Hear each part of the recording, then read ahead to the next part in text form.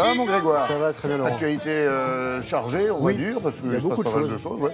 Wimbledon, ça casse, ça passe pour certains. Exactement. Chez les Français comme chez les C'était autres. la fin du deuxième tour. Il y aura 4 Français sur 11 pour les garçons donc en 16e de finale et seulement une Française sur 5. Je vous propose de regarder ce qui s'est passé hier. On va commencer par Gaël Monfils. Regardez Gaël Monfils, le Français 14e mondial, qui a dominé le Britannique Kyle Edmond, 50e du classement, soutenu par le public. Le score 7-6, 6-4, 6-4.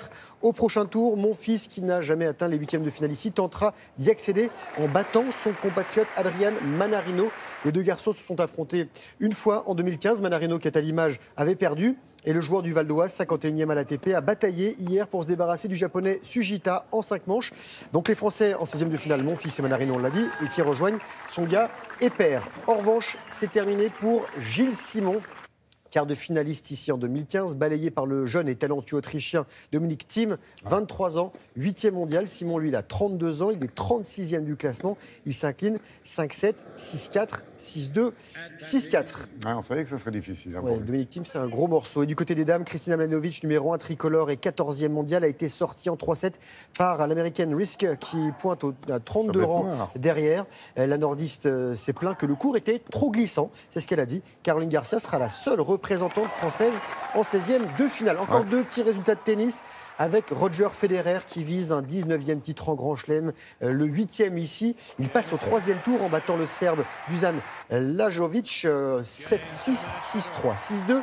Et Novak Djokovic, lauréat à Londres en 2011, 2014 et 2015, a lui écrasé le Tchèque Pavlazek 6-2, 6-2, 6-1. Voilà pour le tennis. Ouais, quand l'herbe vous réussit. Il y a de l'athlétisme aussi. Il y a de l'athlétisme dans 3 semaines, c'est les débuts des mondiaux qui vont se dérouler à Londres. Et il y a un garçon qui se rassure, c'est Renaud Lavillenie. On en avait parlé les semaines passées, c'était un petit peu compliqué. Il est perché, lui. Oui, il est perché. Là, il retrouve des bonnes hauteurs en perche. Regardez justement, Ligue de Diamant, 8e de finale, 8e étape, pardon, c'est à Lausanne en Suisse. Renaud Lavillenie, détenteur du record du monde à la perche, avait raté ses sorties à Nancy et à Paris. Ah oui. Et il a retrouvé de la hauteur, des hauteurs proches de ses standards habituels. Il a passé une barre à 5,87 m, mais il a quand même été battu notamment par l'américain Kendricks. Oui, mais c'est ça, il passe pas les 90. Non, pas encore. Hein. Ça va venir peut-être pour les mondiaux. Et lui, c'est le Sud-Africain Wade van Niekerk. Il est l'homme le plus rapide du monde sur 400 mètres. Il a établi hier la meilleure performance mondiale de la saison sur le tour de piste en 43 secondes 62 centièmes. Il est champion olympique en titre.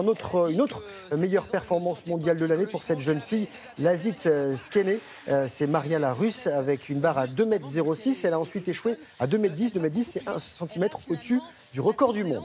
On va passer au volley avec des Français en forme. Les Français sont à gauche de votre écran, ils sont en blanc et ils sont en demi-finale de la Ligue mondiale. Les tricolores vainqueurs en 2015 et médaillés de bronze en 2016 ont battu les Serbes qui étaient tenants du titre. Victoire au tie-break. Les Français atteignent le dernier carré de cette compétition pour la 3e année consécutive. C'est une première et ils affronteront ce soir le Canada. Un petit Allemand qui revient, là, Marcel. Oui, Marcel Kittel. Ouais, remporte sa 2e victoire d'étape sur le Tour de France. Ouais. Alors aujourd'hui, ça va être apparemment pas trop compliqué. Dit. Ça va être plat. 213 km entre Troyes et Nuit-Saint-Georges dans les Côtes d'Or pour ceux qui aiment donc l'alcool à boire avec modération.